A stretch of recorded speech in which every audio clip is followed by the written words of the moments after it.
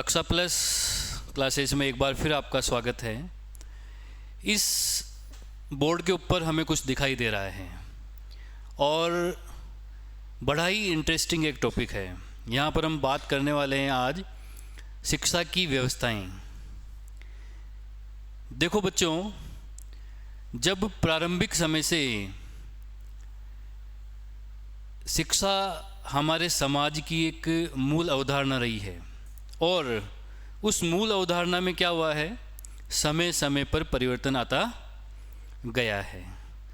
जब आप यहाँ पर देखेंगे तो कुछ टॉपिक आपको दिख रहे होंगे, दिख रहे हैं।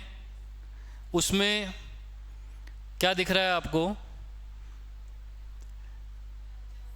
राजाओं का राज, फिर प्रजातंत्र और एनसीएफ। ठीक है, इन सब चीज़ों को आप अपने आप से जोड़ते चले जाएं।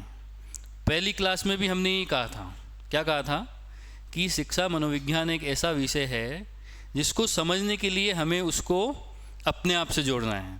अपने आसपास जो बच्चे हैं उनसे जोड़ना है, अपने आसपास जो हो रहा है उससे जोड़ना है। जितना आप उससे जोड़ेंगे उतनी आसानी से हम सारी चीज़ों को समझते चले जाएंगे। आप जब मैं इस टॉपिक की बात कर रहा हूँ तो इससे पहले मैं यही बताना चाहूँगा आप लोगों को कि आपने देखा होगा कि वर्तमान समय में जो बच्चा होता है उसको विद्यालय जाने में बड़ा आनंद आता है। वो इंतज़ार करता है, बहुत उत्साह के साथ में इंतज़ार करता है कि मुझे स्कूल जाना है। ऐसा क्यों है? उसका भी कारण है। पूर्व में जो व्यवस्थाएं थी शायद कुछ अलग थी। जब विद्यालय जाना एक कड़ी डिसिप्लिन की बात हुआ करती थी। समझ में आ रहा है? वो समय वो था जब ये कहा जाता था spare the rod and spoil the child, यानी डंडा हटाओ और बच्चा बिगड़ जाएगा।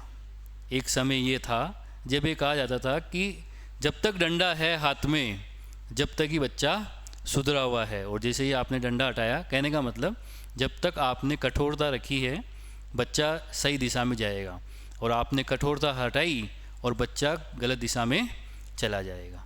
तो शिक्षा व्यवस्थाएं भी इसी तरह से बदलती चली गई। हम बात करते हैं उस समय की, जो समय हमारे पुराने इतिहास के पन्नों में था, जब हमारे देश में स्वतंत्रता नहीं थी और उससे पहले भी जब हमारे यहाँ पर राजतंत्र हुआ करता था, राजा वगैरह का शासन हुआ करता था, उस समय भी शिक्षा की व्यवस्थाएं थी। हमारे गुरुकुल होते थे, हमारे जो मंदिर होते थे, वहाँ पर शिक्षण कार्य किया जाता था। लेकिन उस समय की शिक्षा व्यवस्था में, और जब हमारा देश आज़ाद हो गया और हम एक लोकतंत्र बन गए, प्रजातंत्र बन गए, उस समय की शिक्षा व्यवस्था में अंतर आ गया। उसके बाद में काफ़ी समय तक वही प्रोसेस चलता रहा। लेकिन फिर क्या आता है, एक एनसीएफ अवधारणा आती है जो कि समय समय पर बदलती गई। एनसीएफ की फुल फॉर्म होती है नेशनल करिकुलम फ्रेमवर्क। ठीक है, अब ये एनसीएफ आता है और मूलचूल, इसमें आमूलचूल परिवर्तन कब होता है? जब एनसीएफ 2005 आता है, और अभी तो 2020 आ गई, नई शिक्षा नीति 2020 चल रही है। ठीक है, तो ये जब आते हैं तो आप देखेंगे कि परिवर्तन आता है, और वो परिवर्तन आप महसूस कर सकते हैं। कैसे कर सकते हैं? जब हम बात करते हैं राजाओं के राज की। आप देखिए, पहली जो हमने यहाँ पर बिंदु लिया है वो है कि राजाओं का जब राज था, जब प्रजातंत्र नहीं था और राजतंत्र की व्यवस्थाएं थी, तो क्या था कि शिक्षण व्यवस्था की धुरी क्या होता था? शिक्षक यानी टीचर। जो टीचर है वो सारी की सारी जो एजुकेशनल जो सिस्टम था उसकी धुरी था। शिक्षक जो चाहता था वो होता था, वो जिस तरीके से पढ़ाना चाहता था वो होता था, वो जो विषय पढ़ाना चाहता था वो होता था। उसके बाद में क्या हुआ? अगला आया, जब हम स्वतंत्र हुए, प्रजातंत्र आए, धीरे धीरे शिक्षण व्यवस्था और अधिगम की जो व्यवस्थाएं हैं उनके ऊपर विद्वानों ने रिसर्च किया, उनके बारे में जानकारी और हमारी बढ़ी। तो हमने क्या करा, जो हमारी प्रधानता थी वहाँ पर शिक्षक के साथ में कौन आ गया? शिक्षार्थी यानी विद्यार्थी भी आ गया। अब क्या स्थिति बन गई? विद्यार्थी और शिक्षक दोनों महत्वपूर्ण थे। एक समय था जब केवल शिक्षक महत्वपूर्ण था और विद्यार्थी का केवल इतना सा उद्देश्य था कि जो हमारा शिक्षक कह रहा है वो हमें करना है, जो हमें बताया जा रहा है वो हमें सीखना है, ठीक है।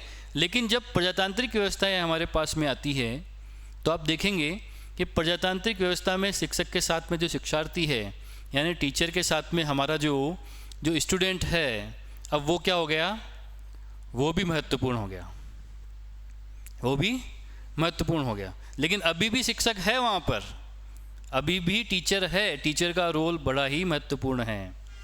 समझ में आ रहा है? और शायद वो समय वो था जब हमने एजुकेशन ली थी, उस समय भी टीचर का रोल महत्वपूर्ण होता था और टीचर का रोल तो आज भी महत्वपूर्ण है, क्योंकि उसका कार्य शिक्षण है, उन शिक्षार्थियों को सही दिशा देना है। लेकिन जब हम बात करते हैं, धीरे धीरे और शोध हुए, शिक्षा के क्षेत्र में नए नए क्रांतिकारी कदम उठाए गए और जब अध्ययन किए गए तो ये निष्कर्ष निकला कि एग्जैक्टली जो शिक्षा है उसका मूल कौन है, वो मूल होना चाहिए बाल केंद्रित, यानी चाइल्ड जो है, जो चिल्ड्रन हैं, वही क्या है, पूरी शिक्षा व्यवस्था का मूल है। प्रधान तत्व क्या होना चाहिए उस शिक्षा व्यवस्था के अंदर, चिल्ड्रन। और फिर जब एनसीएफ 2005 आता है और अब नई शिक्षा नीति आ गई, तो एनसीएफ 2005 में क्या कहा गया कि शिक्षा जो है, संपूर्ण एजुकेशन सिस्टम क्या होना चाहिए, चाइल्ड जो है उसके सेंट्रलाइज होना चाहिए, यानी बाल केंद्रित होना चाहिए। अब आप कहेंगे साहब पहले भी था, शिक्षक था, शिक्षार्थी थे, अब बाल केंद्रित का क्या तात्पर्य है? बाल केंद्रित का मतलब है कि जो भी व्यवस्थाएं की जा रही है शिक्षण की, उन सब का उद्देश्य क्या है, वो बालक। Teacher is just a facilitator, जो शिक्षक है वो उसका सहयोग करता है। टीचर का क्या काम है, उसका सहयोग करना है, उसका अगर किसी तरह की समस्या आती है तो उसका समाधान करना है, उसका जो व्यक्तिगत विकास है, उसका जो सामाजिक विकास है, उसका जो संज्ञानात्मक विकास है, भावनात्मक विकास है, उसमें बाधा उत्पन्न नहीं करनी है, अपनी राय बच्चे के ऊपर नहीं थोपनी है। शिक्षा कैसी होनी चाहिए, बाल केंद्रित। और इसीलिए मैंने जब तुम्हें कहा कि वर्तमान समय का जो बच्चा है वो स्कूल जाने से डरता नहीं है, उसको स्कूल जाने में आनंद आता है। क्यों? क्योंकि वर्तमान में ऐसी व्यवस्था की गई है कि बच्चे को डराना नहीं है, बच्चे को धमकाना नहीं है, बच्चे से ज़बरदस्ती नहीं करनी है, बच्चे के जो व्यक्तिगत विकास के अंदर जैसा वो चाहता है उसको आपको सपोर्ट करना है। समझ में आ रही है बात? अब ये नहीं कहा जाता है कि बच्चा खेलना चाहता है और हम उसे मना करें कि नहीं, बच्चे का जो रुचि जो है ड्राइंग बनाने में है और हम उसे कहें कि नहीं ड्राइंग नहीं बनाना है, आपको तो मैथ्स पढ़ना है। शिक्षा में ऐसी व्यवस्थाएं नहीं है। अब हम ये कहते हैं कि बच्चे की जो अभिरुचि है, बच्चे की जो रुचि है, उसके अनुसार हम बच्चे को शिक्षण व्यवस्था प्रदान करें। यहाँ तक कि अब ये कहा जाता है कि अगर बच्चे ये कहें कि पहला पीरियड अंग्रेजी का है, लेकिन अगर बच्चे कहें नहीं सर हम अंग्रेजी नहीं पढ़ेंगे, हमारा तो मैथ्स पढ़ने की मूड है, तो आपको सो मैथ्स पढ़ानी है। आप उसको ये नहीं कह सकते हैं कि नहीं पहला पीरियड है और आपको क्या पढ़ना पड़ेगा, अंग्रेजी पढ़नी पड़ेगी। अगर बच्चा ये कहे कि मुझे आज इस क्लासरूम में नहीं पढ़ना है, मुझे क्लासरूम में नहीं पढ़ना है, आज जो मौसम है बहुत अच्छा है और हम ये चाहते हैं कि आज बगीचे में बैठकर हम पढ़ें, तो यू आर सपोज्ड कि आप उन बच्चों को बगीचे में ले जाकर पढ़ाएं। तो सारी शिक्षण व्यवस्था कैसी है, बाल केंद्रित। उनके लिए तरह तरह के, उनको आकर्षित करने के लिए तरह तरह की गतिविधियां उनसे कराई जाती है, उनसे तरह तरह के उनसे रोल प्ले के काम करवाए जाते हैं। विद्यालय में उनको इतना सरल और आकर्षित वातावरण दिया जाता है कि बच्चे अपने अंदर छिपी हुई प्रतिभाओं को आपके सामने प्रस्तुत कर सकें। क्योंकि अगर ऐसा नहीं किया आपने, और शिक्षण में अगर शिक्षक बहुत ज़्यादा प्रभावशाली है तो बच्चों के अंदर जो जन्मजात उनके अंदर खूबियाँ है, हो सकता है कोई बच्चा सिंगिंग बहुत अच्छी करता है, कोई बच्चा डांसिंग बहुत अच्छी करता है, किसी को पेंटिंग करना अच्छा लगता है, तो ये खूबियों का पता कब चलेगा, जब शिक्षा कैसी होगी, बाल केंद्रित शिक्षा होगी। जब हम बच्चे के इर्द गिर्द शिक्षा के दायरे को लाएंगे और हम ये पता करने का प्रयास करेंगे कि वास्तव में बच्चे की आवश्यकताएं क्या है, उसे क्या मिलना चाहिए। तो वर्तमान समय में हमारी संपूर्ण जो शिक्षा व्यवस्था है उसका केंद्र कौन होता है? बाल केंद्रित। और आपने अगर वर्तमान शिक्षा पद्धति जो नई अभी हमारी शिक्षा नीति लगी है 2020 के अंदर 2020 उसके बारे में पढ़ा है, तो अब तो शिक्षा को पूर्ण रूप से स्वतंत्र कर दिया गया।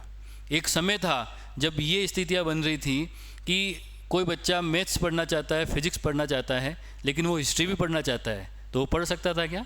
नहीं पढ़ सकता था, क्योंकि you have to choose your subject within a one stream. आपको अपना सब्जेक्ट एक ही स्ट्रीम के अंदर चुनना होता था। लेकिन नई शिक्षा नीति जो है 2020 वो क्या कहती है कि अगर बच्चा ये कहे कि मुझे मैथ्स पढ़नी है, केमिस्ट्री पढ़नी है, फिजिक्स नहीं पढ़नी है, मैं अंग्रेजी साहित्य पढ़ना चाहता हूँ, तो वो फ्री है। वो मैथ्स के साथ में, केमिस्ट्री के साथ में अंग्रेजी साहित्य पढ़ सकता है। बच्चा कॉमर्स के साथ में आर्ट्स ले सकता है। कहने का मतलब कि बच्चे के ऊपर फोकस है। फोकस किसके ऊपर है? बच्चे के ऊपर से, कि आप क्या पढ़ना चाहता है बच्चा, बच्चे को क्या करना। बहुत सारी नए नए प्रावधान इसके अंदर किए गए हैं नई शिक्षा नीति में। हम इसके बारे में एक पूरा वीडियो देखेंगे, इसकी पूरी जानकारी लेंगे कि नई जो शिक्षा नीति 2020 है उसके अंदर क्या क्या प्रावधान किए गए। NCF 2005 है, उसके बाद में एक और चीज़ आती है, आप लोगों ने नाम सुना होगा, RTE 2009, राइट टू एजुकेशन आया 2009 के अंदर। उसके अंदर भी बहुत सारे प्रावधान किए गए, और ये सारे प्रावधान किसके लिए थे? बालक के लिए। बालक कौन है? बालक से क्या तात्पर्य है? बालक से तात्पर्य है छात्र छात्रा दोनों। जब कभी भी हम शिक्षा मनोविज्ञान में RT में बालक शब्द का उपयोग करते हैं तो वहाँ बालक का मतलब लड़के से नहीं होता है, जेंडर से नहीं है। बालक का मतलब किससे है? विद्यार्थी, चाहे वो छात्र हो चाहे वो छात्रा हो। तो सारी स्थिति क्या बनी कि बाल केंद्रित, बच्चे से केंद्र मानते हुए हमें शिक्षा व्यवस्था को करना है कि बच्चों का स्तर क्या है, बच्चे की रुचि किस में है, बच्चे को क्या चाहिए, कहाँ चाहिए, इन सब विषयों पर ध्यान देते हुए हमें क्या करना पड़ेगा? शिक्षण व्यवस्था बनानी होगी। ये तीनों स्थिति हमने कहाँ पर देखी?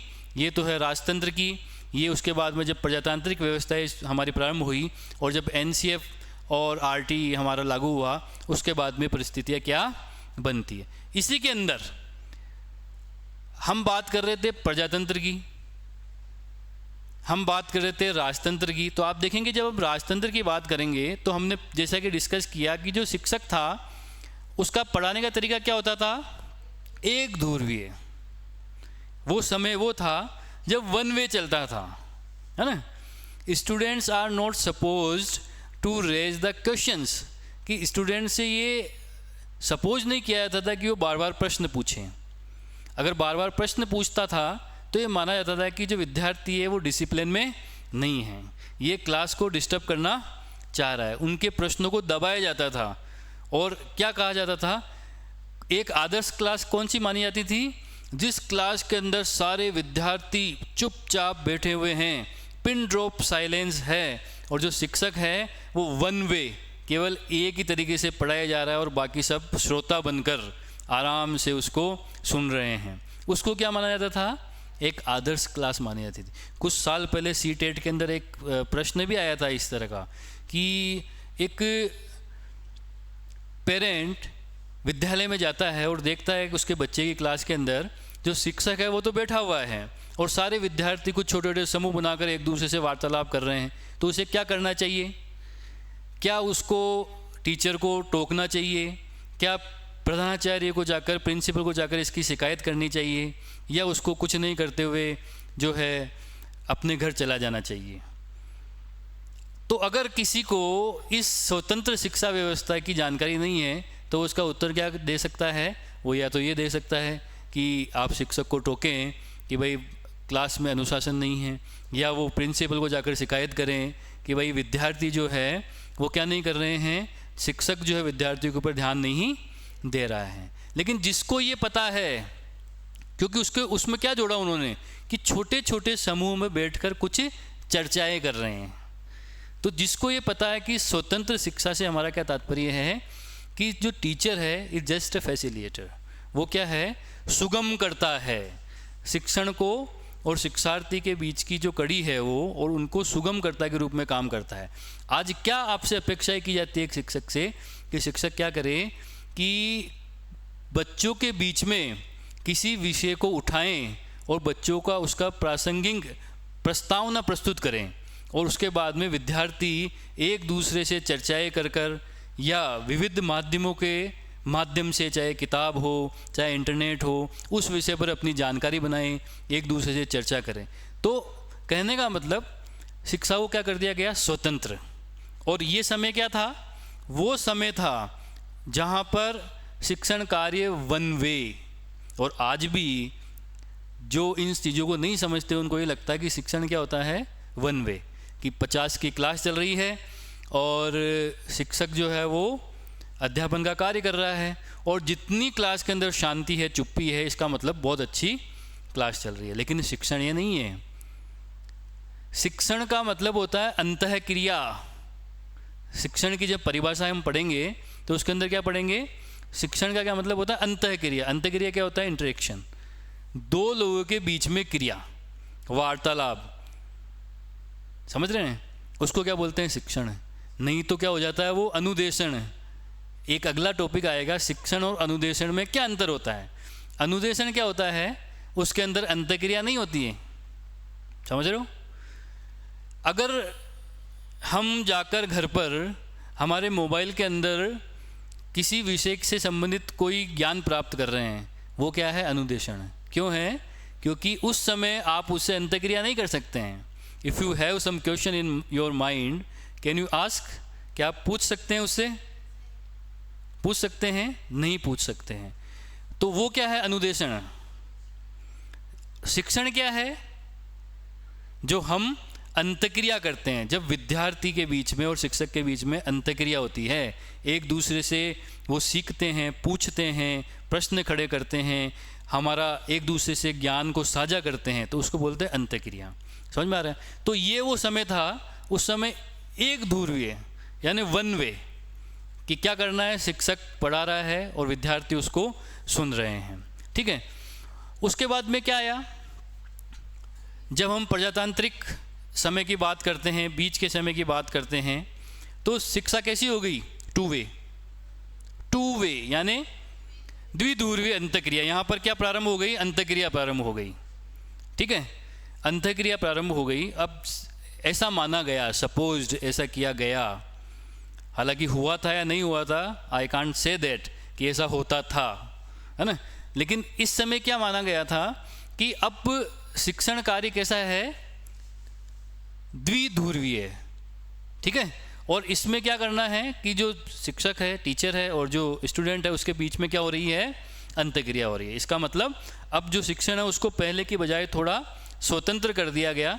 विद्यार्थी शिक्षक से प्रश्न पूछ सकता है, अपने विचार व्यक्त कर सकता है, और जो शिक्षक है वो उसके विचारों से सहमत, असहमत या उसको शिक्षण में गतिविधि के रूप में आगे ले जा सकता है। ये परिस्थितियाँ कब बनती है, जब प्रजातांत्रिक शिक्षा व्यवस्था आती है। देखिए, बहुत ही महत्वपूर्ण विषय है। एक शिक्षक के रूप में हमारे दिमाग में पहले एक क्लियर होना चाहिए कि वर्तमान समय में शिक्षा व्यवस्था क्या है। आप इसको देखकर सोच रहे होंगे कि वर्तमान में ऐसा होता है ना। एग्जैक्टली मोस्ट ऑफ द जो टीचर्स है, अगर ये टॉपिक पढ़े तो उनको ऐसा लगता है कि वर्तमान में ये चल रहा है कि द्विध्रुवीय शिक्षा व्यवस्था है क्लासरूम में, और बच्चे और शिक्षक एक दूसरे से अंतःक्रिया कर रहे हैं। लेकिन मैं आपको बताना चाहता हूँ, ये पुरानी बात हो गई। ये पुरानी बात हो गई कि जो शिक्षक है और जो शिक्षार्थी है उनके बीच में टू वे जो है शिक्षण व्यवस्था चल रही थी, ठीक है। लेकिन वर्तमान समय में क्या है भाई, त्रिध्रुवीय। और इसके ध्रुव कौन कौन से हैं, शिक्षक है, अधिगमकर्ता है और पाठ्यक्रम। समझ में आ रहा है क्या स्थिति बनती है। एक तो टीचर, ठीक है, एक कौन है उसका पक्ष, और तीसरा क्या है, जो हमारा क्यूरिकुलम होता है, ठीक है, जिसको हम क्या बोलते हैं, पाठ्यक्रम, ठीक है, या इसको हम सिलेबस कह दें। और इसी शब्दों में, हालांकि एक टॉपिक जब आएगा तो हम ये भी देखेंगे क्यूरिकुलम और सिलेबस में क्या अंतर होता है। पाठ्यचर्या और पाठ्यक्रम दो अलग अलग चीज़ें होती है। पाठ्यक्रम अलग होता है और पाठ्यचर्या अलग होती है। ठीक है, तो अभी ये स्थिति चल रही है। ठीक है, और इस स्थिति के अंदर केंद्र कौन है? अधिगमकर्ता, क्योंकि शिक्षा कौन सी है? बाल केंद्रित। तो इसका सारा केंद्र कौन है? अधिगमकर्ता। ठीक है, और जब ये जो टीचर है इसका काम क्या है? इन दोनों के बीच में ये एक फैसिलिटेटर यानी सुगमकर्ता का कार्य कर रहा है कि जो हमारी पाठ्यक्रम या पाठ्यचर्या है और जो हमारा विद्यार्थी है उसके बीच में टीचर क्या काम करता है? सुगमकर्ता। टीचर है वो शिक्षक है, शिक्षण का कार्य कर रहा है, लेकिन शिक्षण कैसा है हमारा? बाल केंद्रित। अंतःक्रिया तो पहले भी हो रही थी, लेकिन अब कैसी है? स्वतंत्र शिक्षा, कि सब कुछ कैसा होता है? बालक के अकॉर्डिंग होता है। मैंने अभी आपको बताया था, इसका उदाहरण भी दिया था कि शिक्षक को ये देखना है कि बालक को क्या चाहिए। ठीक है, बालक को क्या चाहिए, क्या बालक पढ़ना चाहता है। एक आदर्श शिक्षक वो है जो बालक की व्यक्तिगत भिन्नताओं को देखते हुए, व्यक्तिगत भिन्नताएं होती है, हर आदमी अलग है, जैसे हम सब अलग हैं वैसे जो विद्यार्थी होंगे वो भी सब अलग हैं, सबकी व्यक्तिगत भिन्नताएं होती है ना, इंडिविजुअल डिफरेंसेस। हम आगे इनको भी पढ़ेंगे कि इंडिविजुअल डिफरेंसेस क्या होते हैं। तो व्यक्तिगत सबके अंदर विभिन्नताएं होती है, तो उन व्यक्तिगत विभिन्नताओं को समझते हुए इंडिविजुअल जो डिफरेंसेस है उनका ज्ञान करते हुए वो एक सुगमकर्ता के रूप में बच्चों के सामने क्या करे? उनके ज्ञान के निर्माण में उसकी सहायता करे। और कक्षा का वातावरण कैसा होना चाहिए? बाल केंद्रित और स्वतंत्र। कैसा होना चाहिए? स्वतंत्र। बच्चे में भय नहीं हो, बच्चा स्कूल में डरे नहीं, बच्चा शिक्षक से, टीचर से डरे नहीं। क्या डरता है आज का बच्चा? डरता है? नहीं डरता है। आज का बच्चा चाहे क्लास फर्स्ट का हो, सेकंड का हो, वो टीचर से एक अपने बहुत ही स्नेही व्यक्ति के रूप में बात करता है।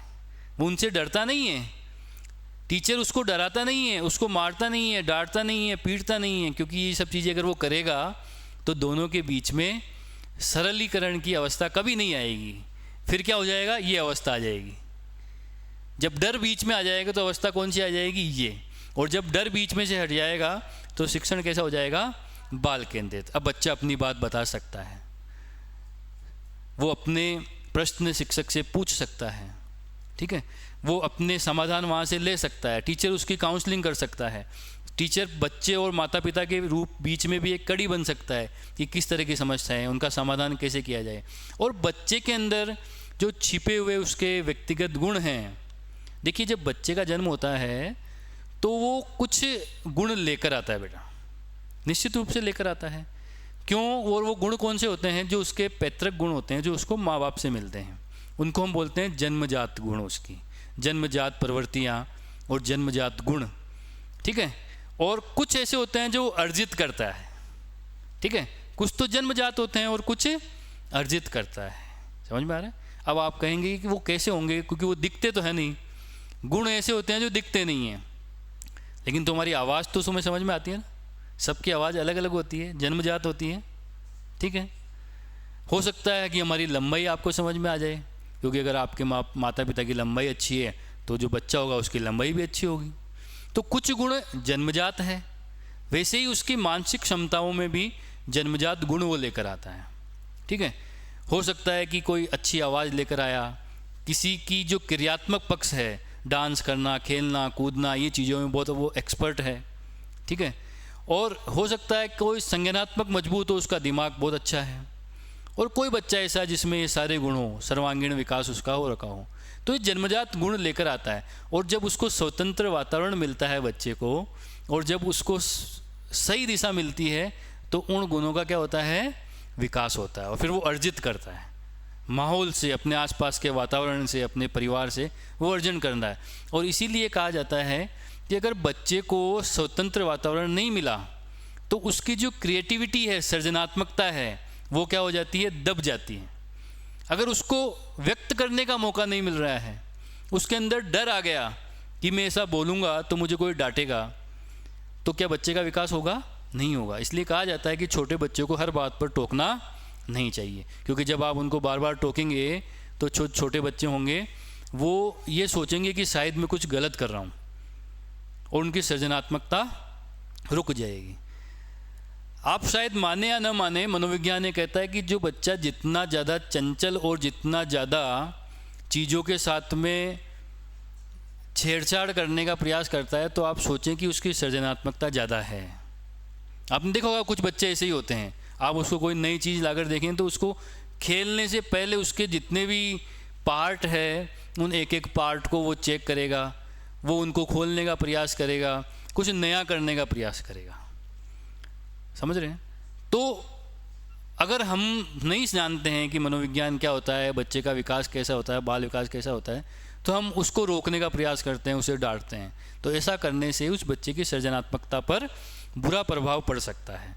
तो वर्तमान शिक्षा नीति यही कहती है कि बच्चे को खेलने दो, बच्चे का स्वतंत्र विकास होने दो, उसकी जो सृजनात्मकता है उसको विकसित होने दो, उसको केंद्र मानकर उसके साथ में इस तरह की शिक्षण व्यवस्था की हम व्यवस्था करें कि बच्चे का सर्वांगीण विकास हो।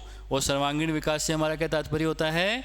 बच्चे का संज्ञानात्मक विकास, बच्चे का भावनात्मक विकास और बच्चे का क्रियात्मक विकास। जब इन तीनों पक्षों का विकास होता है तो बच्चे का सर्वांगीण विकास होता है। ठीक है, तो हमने देखा कि त्रिध्रुवीय ये शिक्षण व्यवस्था है।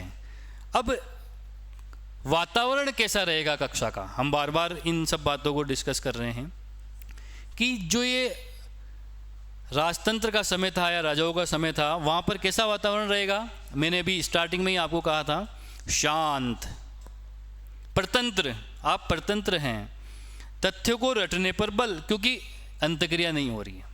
वातावरण कैसा रहेगा उस क्लास का? अभी भी किसी क्लास का वातावरण ऐसा रहता है कि पिन ड्रॉप साइलेंस। तो परतंत्र है वो बच्चा, अगर वॉशरूम भी जाना चाहता है तो वो पूछने से पहले डरता है कि क्या पूछूं, जाऊं। क्यों? क्योंकि व्यवस्था कैसी है, इसमें शिक्षक प्रधान है, टीचर प्रधान है। ठीक है, बिल्कुल शांत वातावरण है, परतंत्र की स्थिति है और चीज़ों को रटने के ऊपर बल दिया जाता है, समझने के ऊपर नहीं दिया जाएगा। क्योंकि समझने के लिए क्वेश्चंस करने पड़ेंगे, वो आपसे प्रश्न पूछेगा कि ये क्यों हुआ, ऐसा क्यों हुआ। लेकिन ये जो व्यवस्था है इसके अंदर क्या है?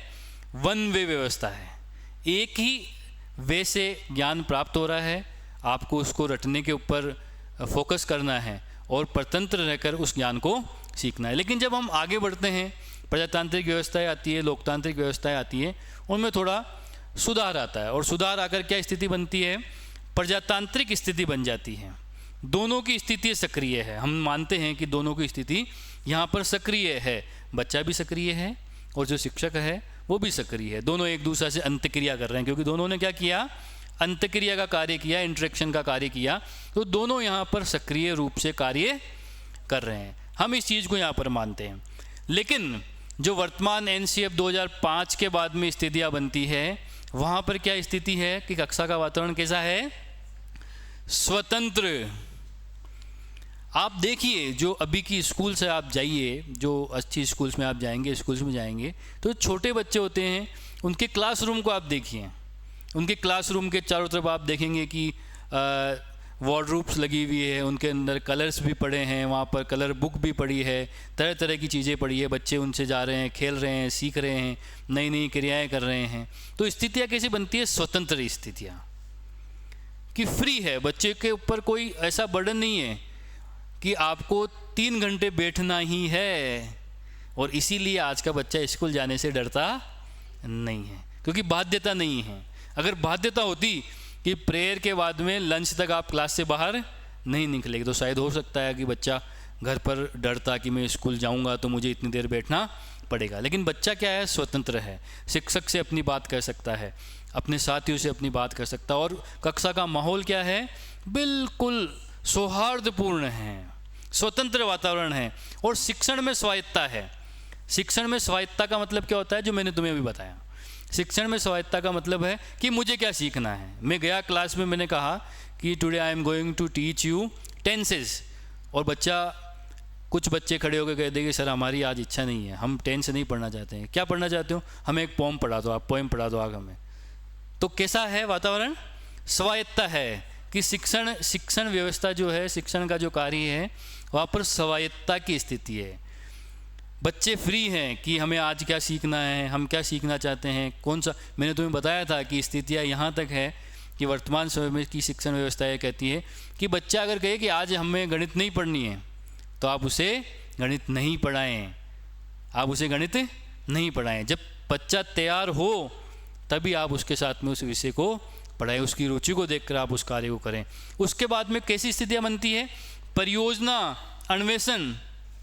परियोजना का मतलब क्या होता है? प्रोजेक्ट।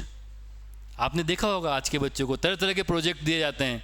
विज्ञान में प्रोजेक्ट, आपको आपकी कोई लैंग्वेज है तो लैंग्वेज के अंदर आपको प्रोजेक्ट दिए जाते हैं, तरह तरह के आपसे काम किए जाते हैं, मॉडल बनवाए जाते हैं। तो ये क्या काम है? अन्वेषण का कार्य, इन्वेस्टिगेशन, चीज़ों को सीखना कि ये कैसे होता है, क्या होता है, कर कर सीखना।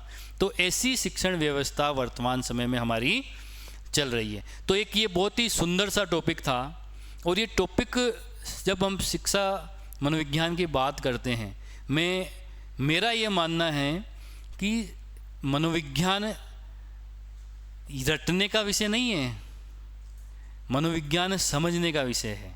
और जब आप समझते चले जाते हैं इन चीज़ों को और अपने मस्तिष्क में मनोविज्ञान के प्रति एक ज्ञान का निर्माण करते हैं तो आपके कॉन्सेप्ट क्लियर होते हैं। और जब कॉन्सेप्ट क्लियर होते हैं तो चाहे कोई सी भी प्रतियोगी परीक्षा क्यों नहीं हो, उसके अंदर जब इससे संबंधित आपको प्रश्न पूछे जाएंगे तो you will feel your self so much comfortable. क्यों? क्योंकि आपको उसके पीछे का कॉन्सेप्ट पता है कि क्या होता है, ये क्या है, समझ में आ रहा है। जैसे मैंने अभी आपको बताया कि कक्षा का वातावरण कैसा होता है। अब अगर इसमें से आपको प्रश्न पूछा जाए तो आपको याद रहेगा कि वर्तमान में व्यवस्था ही ऐसी है, स्वतंत्र शिक्षण व्यवस्था है, बाल केंद्रित शिक्षा व्यवस्था है, तो निश्चित रूप से उसके साथ में वैसा ही हमें प्रयोग करना होता है। तो इसी तरह से आप जुड़े रहें, समझते रहें, और निश्चित रूप से ये टॉपिक आपको बहुत अच्छा लगा होगा। धन्यवाद।